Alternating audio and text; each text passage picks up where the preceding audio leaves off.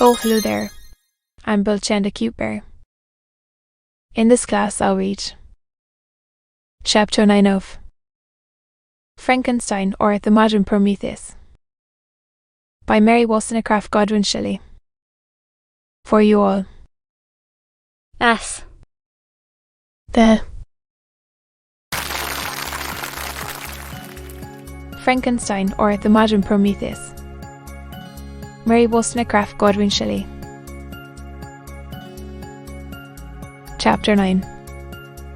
Nothing is more painful to the human mind than, after the feelings have been worked up by a quick succession of events, the decommissive inaction and certainty which follows and deprives the soul both of hope and fear. Justine died, she rested, and I was alive.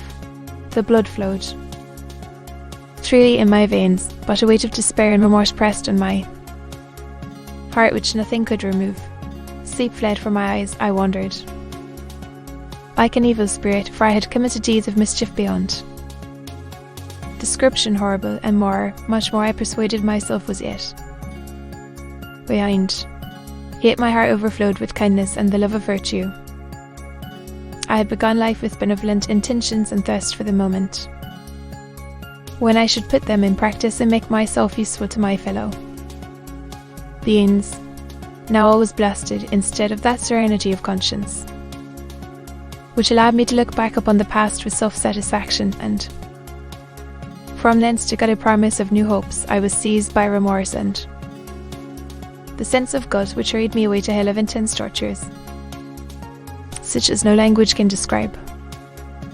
This state of mind preyed upon my health, which had perhaps never entirely recovered from the first shock it had sustained.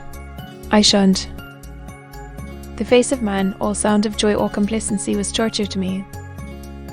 Solitude was my only consolation, deep, dark, death-like solitude.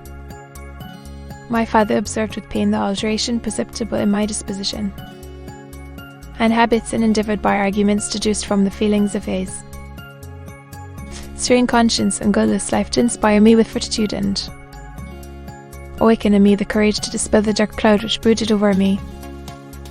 Do you think, Victor, said he, that I do not suffer? Also, no one could love a child more than I loved you.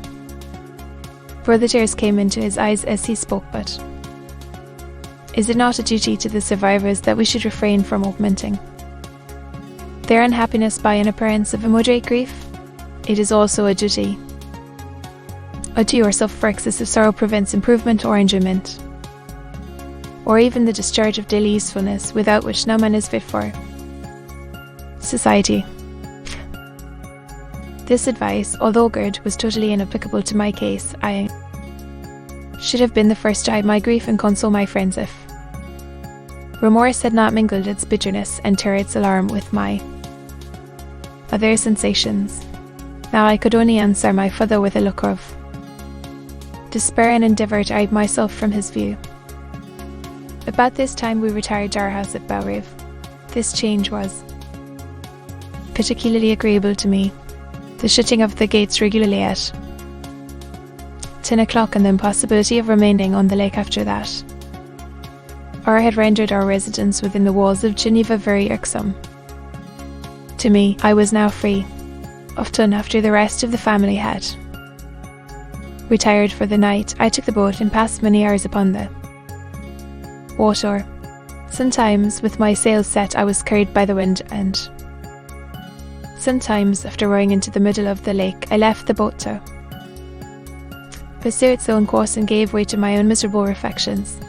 I was often tempted, when all was at peace around me, and I the only uncouth thing that wandered restless in a scene so beautiful and heavenly, if I except some bat or the frogs whose harsh and interrupted croaking was heard only when I approached the shore. I was tempted to plunge into the silent lake, that the waters might close over me and my calamities forever, but I was restrained. When I thought of the heroic and suffering Elizabeth, whom I tenderly loved and whose existence was bound up in mine, I thought also of my father and surviving brother. Should I by my base desertion leave them exposed and unprotected to the malice of the fiend whom I had let loose. Among them, at these moments I wept bitterly and wished that peace would revisit my mind, only that I might afford them consolation and happiness. But that could not be. Remorse extinguished every hope I had been the author of. Unalterable evils, and I lived in daily fear lest the monster whom I had created should perpetrate some new wickedness.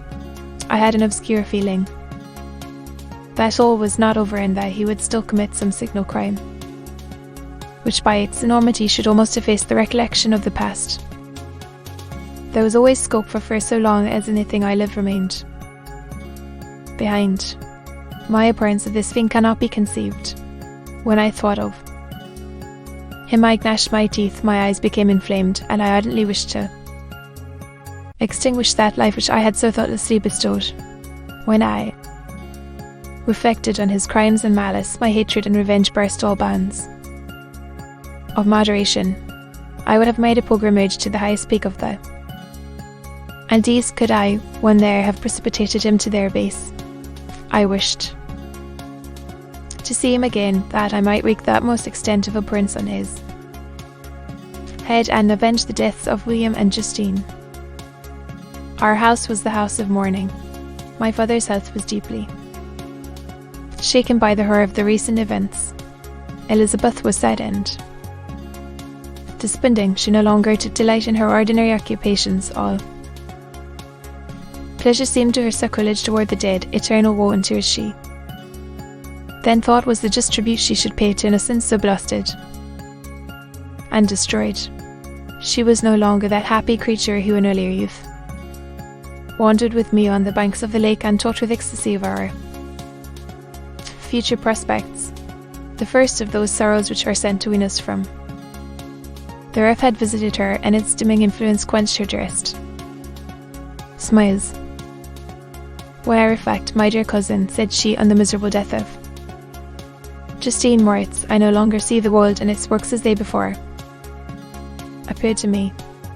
Before, I looked upon the accounts of vice and injustice that I read in books or heard from others as tales of ancient days or imaginary evils. At least they were remote and more familiar to reason than to the imagination. But now misery has come home, and men appear to me as monsters thirsting for each other's blood.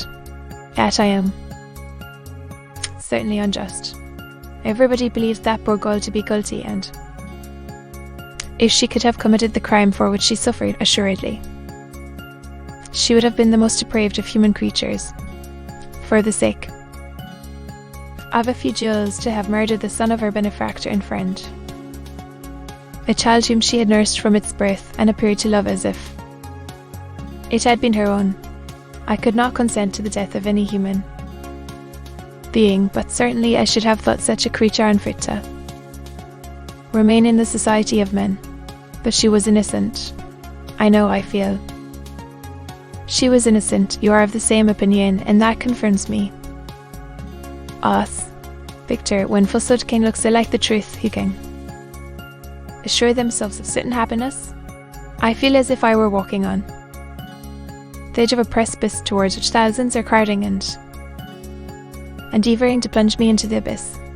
William and Justine were assassinated, and the murderer escapes. He walks about the world free and perhaps respected. But even if I were condemned to suffer on the scaffold for the same crimes, I would not change places with such a wretch. I listened to this discourse with extremest agony. I had not indeed, but in effect was the true murderer. Elizabeth read my anguish in my countenance, and kindly taking my hand, said, "My dearest friend, you must come yourself. These events have affected me, God knows how deeply, but I am not so wretched as you are. There is an expression of despair and sometimes of revenge in your countenance that makes me tremble. Dear Victor, banish these dark passions. Remember that friends around you who center all their hopes in you have we lost the power of rendering you happy? Ah, while we live, while we are true to each other here in this land of peace and beauty, your native country, we may reap every tranquil blessing. What king disturb our peace? And could not such words from her whom I fondly prized before every other gift of fortune suffice to chase away the fiend that locked in my heart? Even as she spoke, I drew near to her, as if in terror lest at that very moment the destroyer had been near to rob me of her. This not the tenderness of friendship, nor the beauty of earth, nor of heaven could redeem my soul from woe. The very essence of love were ineffectual. I was encompassed by a cloud which no beneficial influence could penetrate, the wounded dew dragging its fainting limbs to some untrodden break, there to gaze upon their which had pierced it, and to die was but a type of me. Sometimes I could cope with the sullen despair that overwhelmed me, but sometimes the woe and passions of my soul drove me to seek, by bodily exercise and by change of place, some relief from my intolerable sensations. It was during an excess of this kind that I suddenly left my home, and bending my steps towards the near alpine valleys, sought in the magnificence, the eternity of such scenes, to forget myself and my ephemeral, because human sorrows. My wanderings were directed towards the valley of Chamanics. I had visited it frequently during my boyhood. 6 years had passed since then. I was a wreck, but not had changed in those savage and enduring scenes. I performed the first part of my journey on horseback.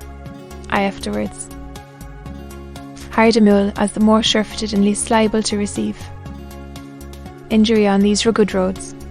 The weather was fine. It was about the middle of the month of August, nearly 2 months after the death of Justine, that miserable epoch from which I dated all my woe.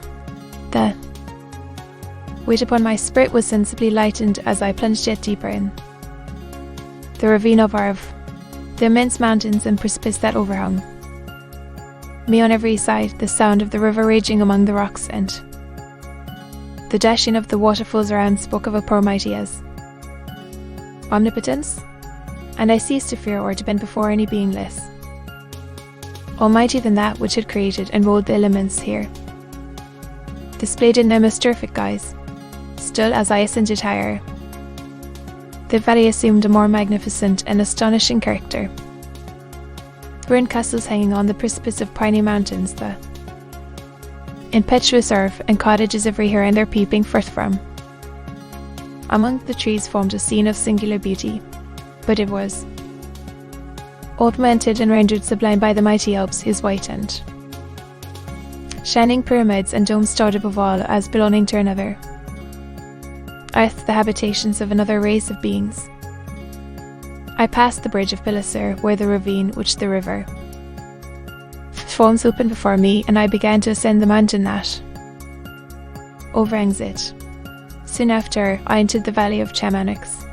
This valley is more wonderful and sublime, but not so beautiful and picturesque as that of Servox, through which I had just passed. The high and snowy mountains were its immediate boundaries, but I saw no more ruined castles and fertile fields. Immense glaciers approached the road. I heard the rumbling thunder of the falling avalanche and marked the smoke of its passage. Mont Blanc, the supreme and magnificent Mont Blanc, raised itself from the surrounding eagles, and its tremendous dome overlooked the valley. A tingling, long-lost sense of pleasure often came across me during this journey. Some turn in the road, some new object suddenly perceived and recognized reminded me of days gone by and were associated with the light-hearted gaiety of boyhood. The very winds whispered in soothing accents, and maternal nature bade me weep no more. Then again the kindly influence ceased to act. I found myself fettered again to grief, and indulging in all the misery of reflection. Then I spurred on my animal, striving so to forget the world, my fears, and more than all, myself. or in a more disparate fashion, I alighted and threw myself on. The grass weighed down by her in despair. At length I arrived at the village of Chamonix. Exhaustion succeeded to the extreme fatigue both of body and of mind which I had endured.